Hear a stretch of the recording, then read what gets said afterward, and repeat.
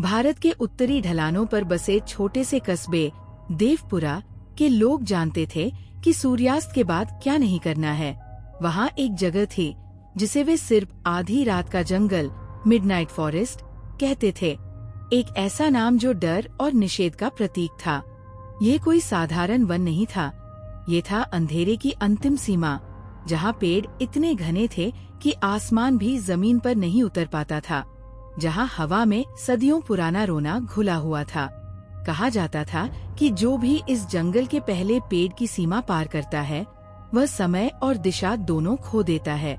लोग बताते थे कि हर पूर्णिमा की रात जंगल के केंद्र से एक लोरी की आवाज आती है, इतनी मधुर और इतनी दर्दनाक कि उसे सुनकर कोई भी यात्री आगे खींचा चला जाता है, सिर्फ उस ध्वनि के स्रोत तक पहुंचकर हमेशा के लिए गुम हो जाने के लिए। ये कहानी है आर्यन की, एक युवा तर्कशील इंजीनियर की, जिसने विज्ञान की रोशनी से इस सदियों पुराने अंधेरे को चुनौती देने की हिम्मत की। उसकी कहानी एक रोमांचक सफर है जो बताता है कि कुछ रहस्य ऐसे होते हैं जिन्हें तर्क या विज्ञान से नहीं, सिर्फ हृदय की धड़कन और भय से समझा जा सकता है। क्या आर्यन रात के उस काले दिल से बच पाएगा, या वह भी उस लोरी का एक स्थायी हिस्सा बन जाएगा? आर्यन 25 साल का एक तेज तर्रार और महत्वाकांक्षी इंजीनियर देवपुरा में एक सरकारी परियोजना के लिए आया था। वह शहरी था, व्यावहारिक था और अलौकिक शक्तियों के नाम पर जोर से हंसने वालों में से था। उसके लिए डर सिर्फ एक रासायनिक प्रतिक्रिया थी, एक अवचेतन बाधा। देवपुरा के रेस्ट हाउस में एक शाम गांव के बूले मुखिया ने उसे आधी रात का जंगल के बारे में बताया। बेटा, मुखिया ने कहा, उसकी आवाज में एक पुरानी थरथराहट थी, रात के 12 बजे वहाँ मत जाना। वहाँ छाया लोरी, द शैडो ललेबाय है। जो उसे सुनता है वह लौटता नहीं। आर्यन हंसा। मुखिया जी, ये सिर्फ दंतकथाएं हैं, शायद तेज हवा और पेड़ों की टहनियों की आवाज। जंगल की ये कहानी इसलिए बनी है ताकि कोई लकड़ी चोर अंदर न जाए। उसके दोस्त और सहकर्मी प्रकाश ने चुनौती दी, अगर तुम इतने ही बहादुर हो तो आज रात जाओ। अमावस्या है, सबसे गहरी रात। आधी रात को जंगल के केंद्र में रखे गए इस पुराने लाल रिबन को छूकर वापस आ जाओ। अगर तुम लौट आए तो हम तुम्हें 3000 रुपए देंगे। आर्यन ने बिना किसी हिचकिचाहट के शर्त स्वीकार कर ली। ये सिर्फ 3000 रुपए की बात नहीं थी, ये विज्ञान को अंधविश्वास से ऊपर साबित करने की बात थी। उसने अपने बैकपैक में एक पावरफुल टॉर्च, एक कंपास जो शायद काम न करे पर तसल्ली के लिए, और एक सैटेलाइट फोन रखा। रात के 11 बजे वह जंगल की सीमा पर खड़ा था।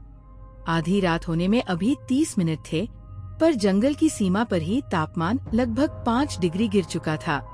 हवा एकदम शांत थी, इतनी शांत कि आर्यन को अपने कानों में अपनी धड़कन सुनाई दे रही थी। सामान्य जंगलों में रात में कीटों की आवाजें, पत्तों की सरसराहट होती है, पर आधी रात का जंगल में एक पूर्ण असहज मौन था। ऐसा लग रहा था जैसे जंगल सांस लेना भूल गया हो। आर्यन ने अपनी घड़ी देखी, रात के 11:50। वह आगे बढ़ा। पहली सीमा पार करते ही उसके फोन के सिग्नल बार तेजी से नीचे गिरे और अंततः नो सर्विस दिखाने लगे। कंपास की सुई अजीब तरह से फड़फड़ाने लगी, जैसे किसी बड़े चुंबकीय क्षेत्र के प्रभाव में हो, और अंत में एक जगह घूमकर रुक गई। आर्यन के चेहरे पर पहली बार एक हल्की सी चिंता आई। सिर्फ चुंबकीय हस्तक्षेप, उसने खुद को समझाया, लेकिन उसकी आवाज हवा में समा गई। कोई प्रतिध्वनि नहीं हुई। जैसे जैसे वह अंदर जाता गया, पेड़ों की बनावट बदलती गई। वे और मोटे और टेढ़मेढ़े होते गए, जैसे दर्द में हाथ फैला रहे हों। उनकी छाल पर काई की इतनी मोटी परत थी कि वह लगभग मखमली और गीली लगती थी। रात के 12 बजे उसकी घड़ी पर अंक चमक उठे। आधी रात। और तभी उसने पहली बार वह महज महसूस किया। कोई आवाज नहीं, सिर्फ एक महसूस, एक ठंडक जो सिर्फ तापमान से नहीं थी, बल्कि किसी की उपस्थिति से थी। उसे लगा जैसे हजारों आंखें जो अंधेरे में छुपी हुई हैं, उसे देख रही है। उसने टॉर्च की तेज रोशनी चारों तरफ घुमाई, पर सिर्फ मोटी लताओं और काले तनों के अलावा कुछ नहीं दिखा। आर्यन ने अपनी जीपीएस लोकेशन को याद करने की कोशिश की, पर मैप पूरी तरह से खाली था। उसे लगा कि वह अब तक काफी अंदर आ चुका है। उसे आगे बढ़ते रहना था। लगभग 15 मिनट चलने के बाद उसने पहली आवाज सुनी। ये कोई चिल्लाहट नहीं थी, नहीं कोई दहाड़, ये एक लोरी थी। ला ला ला, सो जा मेरे लाल। आवाज इतनी बारीक, इतनी भीगी हुई थी, मानो कोई औरत बहुत दूर से पानी के अंदर से गा रही हो। ये न तो बहुत ऊंची थी, नहीं बहुत धीमी, ये बस थी। और ये आवाज सीधी आर्यन के कान में नहीं, बल्कि सीधे उसकी आत्मा में गूंज रही थी। आर्यन वही जम गया। उसके हाथ से टॉर्च लगभग छूटने वाली थी। उसने तुरंत अपनी रिकॉर्डिंग ऐप खोली, पर ऐप क्रैश हो गया। शांत रहो आर्यन, ये सिर्फ हवा है, उसने बुदबुदाया, पर हवा तो चल ही नहीं रही थी। लोरी बंद हो गई। उसने राहत की सांस ली। वो फिर से शुरू हो गई, लेकिन इस बार ये बहुत नजदीक थी। इतनी नजदीक कि उसे लगा जैसे वह औरत ठीक उसके पीछे खड़ी हो। लोरी की धुन वही पुरानी, हृदय विदारक थी, पर अब शब्दों में और अधिक स्पष्टता थी। एक माँ का दर्द, एक माँ की आशा। आर्यन तेजी से पलटा। टॉर्च की रोशनी खाली थी। उसने जोर से चिल्लाया, कौन है? बाहर आओ। उसकी आवाज वापस नहीं आई। लोरी की आवाज ने उसे निगल लिया। डर अब उसके तर्क पर हावी होने लगा था, पर इंजीनियर होने की उसकी जिद अब भी बाकी थी। उसे लाल रिबन चाहिए था। आर्यन ने महसूस किया कि लोरी की आवाज उसे एक दिशा में खींच रही है। उसने डर को दरकिनार किया और उसी ओर बढ़ने लगा। पेड़ यहाँ और भी ज्यादा भयानक थे। उनकी जड़ें जमीन से निकलकर सांप की तरह रास्ता रोक रही थीं। कुछ दूर चलने पर उसने अंधेरे में एक आकृति देखी। ये एक मानव निर्मित ढांचा था, एक छोटी लकड़ी की पुरानी झोपड़ी। उसकी छत आधी टूटी हुई थी और सामने की दीवार पर मोटी काली काई जम गई थी। इस भयानक जंगल के बीचों बीच एक परित्यक्त झोपड़ी। लोरी अब झोपड़ी के अंदर से आ रही थी, और यह अब सिर्फ गा नहीं रही थी, इसमें अब सिसकियां भी मिली हुई थी। आर्यन ने हिम्मत करके झोपड़ी के दरवाजे पर अपनी टॉर्च चमकाई। वहाँ कोई दरवाजा नहीं था, सिर्फ एक बड़ा काला छेद था। और वहाँ छेद के ठीक ऊपर उसने वह वस्तु देखी जिसके लिए वह आया था। एक पुराना फीका पड़ चुका लाल रिबन। ये एक नुकीली टहनी से बंधा हुआ था और हवा की जरा सी हरकत से धीरे से झूल रहा था। मिल गया, आर्यन ने सोचा। जैसे ही आर्यन ने रिबन की ओर हाथ बढ़ाया, लोरी अचानक तेज हो गई। यह अब सिर्फ लोरी नहीं थी, यह अब एक पागलपन भरा विलाप था। मत छुओ, मत छुओ मेरे बच्चे को, अंधेरा उसे ले जाएगा। आर्यन का हाथ बीच हवा में रुक गया। झोपड़ी के अंदर की सिसकियां एक औरत की थीं, पर वह आवाज चारों ओर से आ रही थी। उसने झोपड़ी के अंदर झांकने की हिम्मत की। अंदर सिर्फ कीचड़ और टूटी हुई लकड़ियां थीं, पर बीच में एक अजीब गोलाकार गड्ढा था। गड्ढा बहुत गहरा नहीं था, पर उसमें कुछ चमक रहा था। आर्यन ने हिम्मत बटोरी और अपनी टॉर्च गड्ढे में डाली। वहाँ एक छोटा मिट्टी का खिलौना पड़ा था, एक टूटी हुई गुड़िया जो सदियों की मिट्टी और बारिश से ढकी हुई थी। और जैसे ही उसने वह गुड़िया देखी, लोरी बदल गई। वह औरत की आवाज एक बार फिर बहुत दर्दनाक और साफ हो गई, जैसे वह उसी क्षण अपना बच्चा खो रही हो। मेरा चांद, मेरी रोशनी, तू कहाँ गया? अंधेरा आ गया है। आर्यन को अचानक एक दृश्य महसूस हुआ। ये एक विजन नहीं था, बल्कि एक पुरानी याद थी जो उस जगह की दीवारों में समा गई थी। उसे दिखा एक जवान, खूबसूरत औरत, उसका नाम शायद रेवा था। वह इसी झोपड़ी में रहती थी। वह अपने छोटे बच्चे को सुला रही थी। एक तूफानी रात, बारिश और बिजली कड़क रही थी।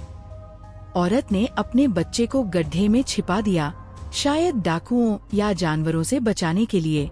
उसने गड्ढे को मिट्टी के खिलौने से ढक दिया। तभी एक भयानक आवाज आई और रेवा को घसीटकर बाहर ले जाया गया। उसकी चींटें और बच्चा मिट्टी के नीचे डर के मारे रोना भूल गया। अपनी माँ की लोरी का इंतजार करता रहा और इंतजार ही करता रहा। आर्यन की सांस रुक गई। वह लोरी उस माँ का अवशेष थी और वह सिसकी उस खोए हुए बच्चे की, जो अभी भी अपनी माँ की आवाज पर प्रतिक्रिया दे रहा था। यह जंगल उन दोनों की आत्माओं का सैदसाना था। आर्यन अब तर्क से बहुत दूर था। वह अब एक डर का गवाह था। वह रिबन लेने के लिए आगे बढ़ा। मैं इसे ले जाऊंगा, ये खत्म हो जाएगा, उसने सोचा। जैसे ही उसका हाथ रिबन के पास पहुंचा, झोपड़ी के अंदर से हवा का एक झोंका आया। झोंका इतना तेज था कि आर्यन संतुलन खोकर पीछे गिर पड़ा। लोरी की आवाज चीस में बदल गई। मेरा बेटा, मत जाओ। अंधेरा।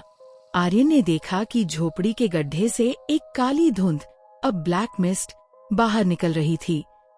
धुंध तेजी से ऊपर उठी और उसने एक धुंधली पर स्पष्ट औरत की आकृति का रूप ले लिया। उसकी आंखें नहीं थीं, सिर्फ 2 जलते हुए लाल छेद थे। वह आकृति धीरे धीरे आर्यन की ओर बढ़ने लगी। हवा में सड़न और नमी की बदबू भर गई। आर्यन जानता था कि अगर वह इस धुंध में फंसा तो वह भी उस लोरी का एक स्थायी स्वर बन जाएगा। उसने झटके से उठकर रिबन को झोंपड़ी की लकड़ी से अलग किया, उसे अपनी जेब में डाला और बिना सोचे समझे भागना शुरू कर दिया। भागते समय लोरी की आवाज उसके पीछे नहीं बल्कि आगे से आने लगी। इसका मतलब था कि जंगल अब उसे घेर रहा था। वह भागता रहा, पेड़ों की जड़ों से टकराता रहा। उसके शरीर पर खरोंचें आती रहीं। उसकी टॉर्च की बैटरी लगभग खत्म होने वाली थी और रोशनी मंद पड़ने लगी थी। अचानक उसे एक अजीब सी शांति महसूस हुई। लोरी बंद हो गई। हवा फिर से थम गई। वह एक घने बरगद के पेड़ के नीचे हाफ रहा था। जब उसकी सांसें थोड़ी सामान्य हुई, उसने अपनी टॉर्च की रोशनी अपने सामने डाली। वहां जमीन पर मिट्टी के खिलौनों का एक ढेर पड़ा था, सारे टूटे हुए, आधे दबे हुए, जैसे हजारों बच्चे उसी अंधेरे में अपनी माँ की लोरी का इंतजार कर रहे थे। तभी उसके ठीक ऊपर बरगद की एक टहनी से उसने एक और लाल रिबन लटकता हुआ देखा और उसके ठीक बगल की टहनी से एक पीला रिबन और उससे थोड़ी दूर एक नीला रिबन। आर्यन समझ गया, यह जंगल केंद्रहीन था। ये रिबन सिर्फ एक लालच था। जंगल में कोई एक केंद्र नहीं था, बल्कि हर वह जगह जहां एक यात्री ने उम्मीद खोई थी, एक नया केंद्र बन गया था। वह लोरी हर जगह थी, हर दिशा में। उसने अपने जेब में रखे रिबन को बाहर निकाला और उसे वहीं फेंक दिया। उसने अपनी जिद और शर्त को जंगल के अंधेरे में समर्पित कर दिया। अब उसका लक्ष्य सिर्फ बाहर निकलना था, तरस नहीं, सिर्फ सहज बोध। उसने आंखें बंद की, अपने डर को सुना और उस दिशा की ओर भागा जहां उसे सबसे कम ठंडक महसूस हुई। सुबह के 4 बजे आर्यन लड़खड़ाता हुआ जंगल की सीमा से बाहर निकला। उसके कपड़े फटे हुए थे, उसके चेहरे पर मिट्टी लगी थी और उसकी आंखें नींद और भय से सूजी हुई थी। जब वह प्रकाश और बासी दोस्तों के पास पहुंचा, जो उसे बेसब्री से देख रहे थे, तो वे चौंक गए। आर्यन, तुम जिंदा हो? क्या हुआ? रिबन कहाँ है? प्रकाश ने पूछा। आर्यन ने अपनी जेब से मुट्ठी में भींची हुई चीज निकाली। यह रिबन नहीं था, यह उस मिट्टी के खिलौने का एक छोटा सा टुकड़ा था जो उसने झोपड़ी के गड्ढे से उठाया था। रिबन वहीं छोड़ दिया, आर्यन ने कांपते हुए कहा। उसकी आवाज बैठी हुई थी। और लोरी? आर ने प्रकाश की आंखों में देखा। लोरी, वह अब मेरे अंदर है। उस रात के बाद आर्यन कभी भी पहले जैसा नहीं रहा। उसने वह 3000 रुपए नहीं लिए। उसने अपनी नौकरी छोड़ दी और देवपुरा से दूर चला गया। लेकिन कुछ ही हफ्तों बाद प्रकाश को एक अजीब सी बात पता चली। आर्यन अपने नए शहर में रात के ठीक 12 बजे अपने अपार्टमेंट की बालकनी पर बैठकर एक बहुत सो जा मेरे लाल। आर्यन को लग रहा था कि वह लोरी अब जंगल के अंधेरे को नहीं बल्कि उसके हृदय के अंधेरे को पुकार रही थी, ताकि वह उस माँ और बच्चे को अपनी दुनिया में वापस ला सके। उसने जानबूझकर रिबन छोड़ दिया था, पर जंगल ने बदले में उसे अपनी आवाज दे दी थी, और वह जानता था कि एक दिन वह आवाज उसे वापस आधी रात के जंगल में खींच ले जाएगी। जंगल अपनी कहानी कभी खत्म नहीं करता, वह बस अपने पात्रों को बदलता रहता है।